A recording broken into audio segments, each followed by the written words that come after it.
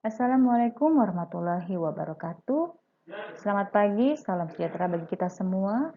Kali ini saya Istorisa Utami akan menjelaskan mengenai struktur organisasi atau bagian organisasi. Baik, kita tahu bahwa struktur organisasi sangat penting bagi suatu perkembangan organisasi karena di dalam struktur organisasi akan terlihat susunan atau personil atau karyawan-karyawan yang memiliki tugas dan tanggung jawab dalam pengelolaan atau pelaksanaan dari suatu organisasi atau perusahaan yang dipimpinnya.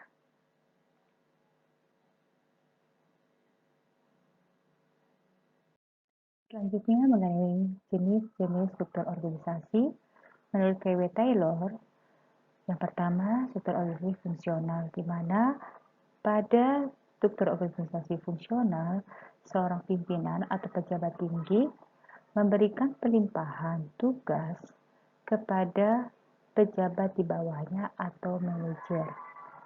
Yang kedua adalah struktur organisasi lini atau garis, di mana pemberi tugas dan wewenang terjadi secara langsung dari atasan atau pejabat yang lebih tinggi kepada para bawahannya. Yang ketiga adalah organisasi lini dan staf yang merupakan gabungan atau variasi struktur dengan mengadopsi sebagian organisasi lini dan sebagian organisasi fungsional, sehingga pendelegasian tugas berupa wewenang dalam organisasi yang berlangsung secara vertikal dari atasan atau pejabat yang lebih tinggi sampai dengan pejabat atau pimpinan di bawahnya. Berikut ini gambar tentang struktur organisasi lini atau garis. Jika kita lihat bahwa pejabat tinggi atau pimpinan di sini, di bawahnya ada staf-staf.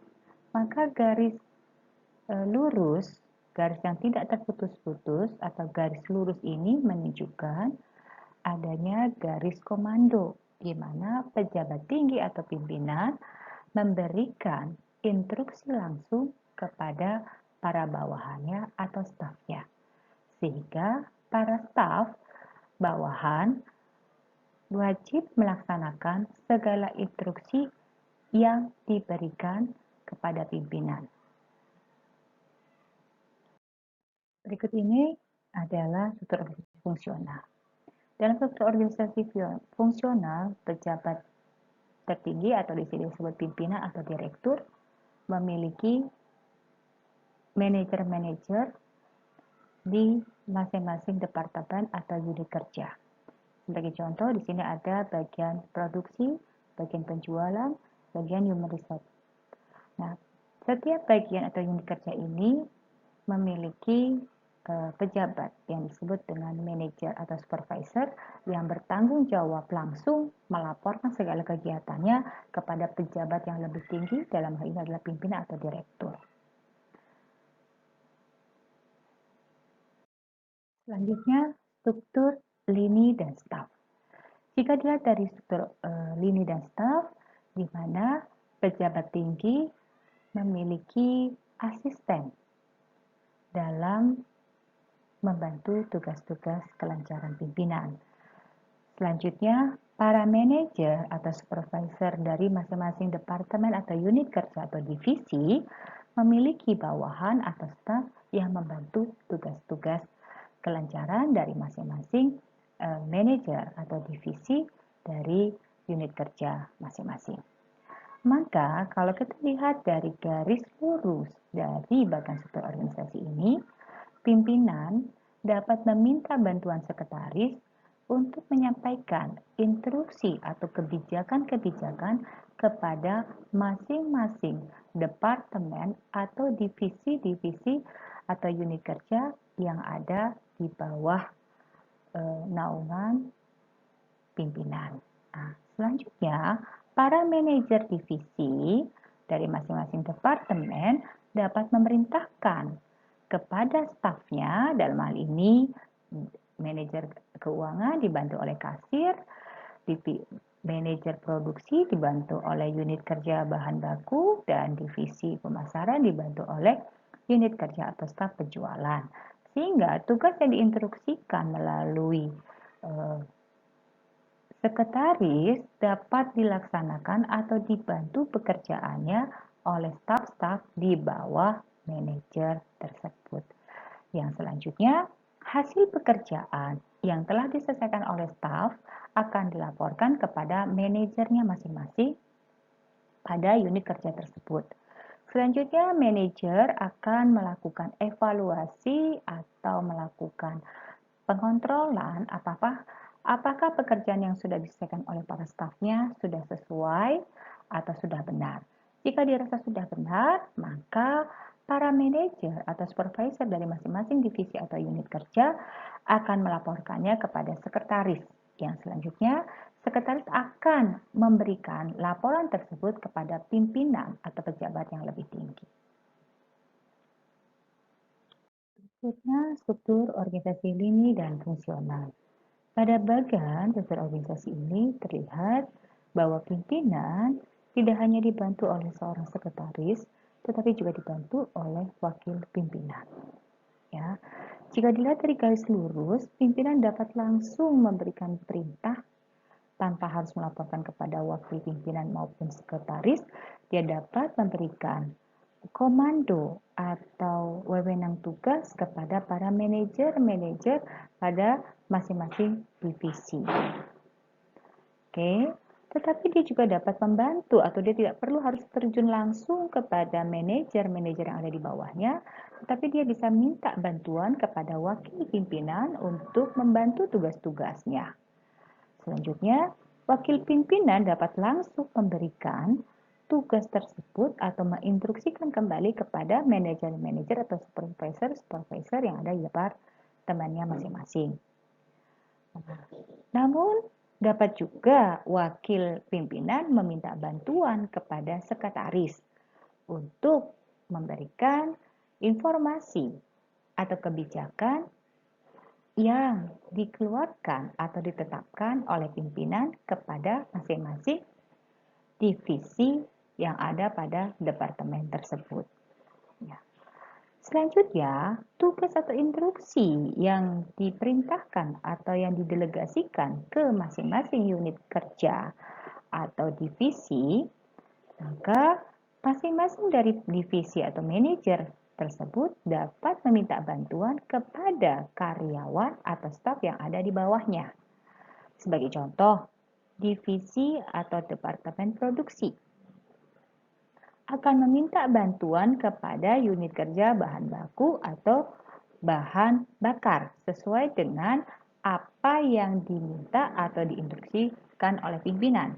Selanjutnya, staf tersebut akan melaporkan kepada manajer produksi dan manajer produksi akan melakukan koreksi atau pemeriksaan dari laporan atau tugas yang telah dikerjakan oleh para bawahannya. Selanjutnya, jika hasil itu sudah benar, divisi atau manajer produksi akan melaporkannya kepada pimpinan atau pejabat yang lebih tinggi. Setelah uraian atau struktur organisasi yang telah disampaikan, berikut ini saya akan menjelaskan mengenai job description atau uraian pekerjaan. Dari bagian struktur organisasi yang telah kita bahas sebelumnya, tentunya semua personil yang ada di dalam bagian struktur tidak terlepas dari job desk atau uraian pekerjaan. Karena uraian pekerjaan merupakan pernyataan tertulis mengenai tugas dan tanggung jawab dari masing-masing unit kerja atau masing-masing fungsi yang harus dijalankan sebagai karyawan atau personel yang bekerja di dalam organisasi tersebut. Sebagai contoh adalah tugas atau uraian tugas sebagai staf marketing. Yang pertama, tugas tanggung jawabnya mencari pelanggan atau mencari customer. Ya. Yang kedua, mempertahankan pelanggan atau customer yang sudah ada. Contoh misalnya, mencari pelanggan. Bagaimana seorang marketing mencari pelanggan atau customer yang berminat terhadap produk yang dipasarkan.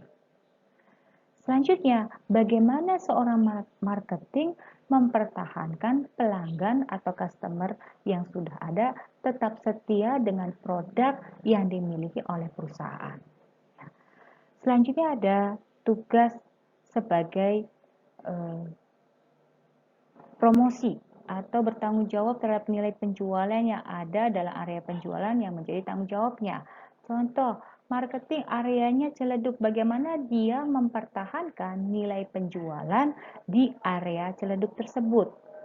Yang keempat, memastikan pendistribusian produk sudah diterima oleh pelanggan sehingga pelanggan tidak kecewa karena dengan batas waktu dan ketentuan yang telah disepakati antara penjual dengan pembeli, dalam hal ini adalah konsumen. Yang selanjutnya adalah wewenang dari marketing. Apa wewenang itu? Wewenang dari tugas marketing adalah mengeluarkan biaya promosi untuk produk dari perusahaan. Nah, karena promosi sangat penting dalam marketing, dalam perusahaan. Jika suatu produk yang tidak dipromosikan atau tidak dikenalkan oleh masyarakat atau konsumen, maka tentunya masyarakat tidak mengetahui apa yang dimiliki oleh produk tersebut. Maka biaya promosi sangat dibutuhkan dan biaya entertain. Yang berikutnya, bahwa hubungan kerja orang marketing itu lebih banyak di luar organisasi sebesar 80% dan 20% ada di dalam perusahaan. Job spesifikasi. Job spesifikasi merupakan uraian tertulis tentang latar belakang pendidikan, pengalaman, kemampuan atau kompetensi atau keahlian yang dimiliki oleh karyawan atau hal-hal lain yang berhubungan dengan pekerjaan yang harus dimiliki sebelumnya. Sebagai contoh, yaitu identitas jabatan. Identitas jabatan di sini adalah identitas jabatan atau pekerjaan yang pernah dilaksanakan atau pernah dilakukan. Kedua ada pendidikan formal ataupun pendidikan informal yang pernah diikuti. Selanjutnya ada pelatihan. Pelatihan di sini adalah pelatihan untuk pengembangan kompetensi atau keahlian yang dimiliki oleh karyawan. Yang keempat, pengalaman kerja yang pernah dijalani selama karyawan tersebut bekerja pada perusahaan-perusahaan lain. Yang kelima adalah keterampilan dan aspek pribadi yang diperlukan, seperti inisiatif, percaya diri, atau kemampuan berkomunikasi dan pengambilan keputusan. Keterampilan di sini adalah keterampilan berupa soft skill. Jadi, spesifikasi dari karyawan merupakan hal yang sangat berbeda dengan job description. Berikut ini mengenai sarana dan prasarana. Sarana prasarana merupakan segala sesuatu yang digunakan sebagai penunjang dalam penyelesaian suatu pekerjaan. Sarana meliputi peralatan atau perabot kantor seperti komputer, lemari arsip atau file kabinet, meja kursi, ATK, dan lain sebagainya. Sedangkan prasarana meliputi fasilitas utama seperti ruang kerja, gedung, kantin, parkir, dan lain sebagainya. Berikut ini pengertian sarana dari Undang-Undang Nomor 24 Tahun 2007. Menyatakan bahwa sarana merupakan perlengkapan yang dapat dipindah-pindahkan, sedangkan prasarana adalah fasilitas dasar dalam menjalankan fungsi operasional kegiatan perkantoran. Selanjutnya, ruang lingkup dari sarana dan prasarana merupakan kekayaan atau harta milik perusahaan.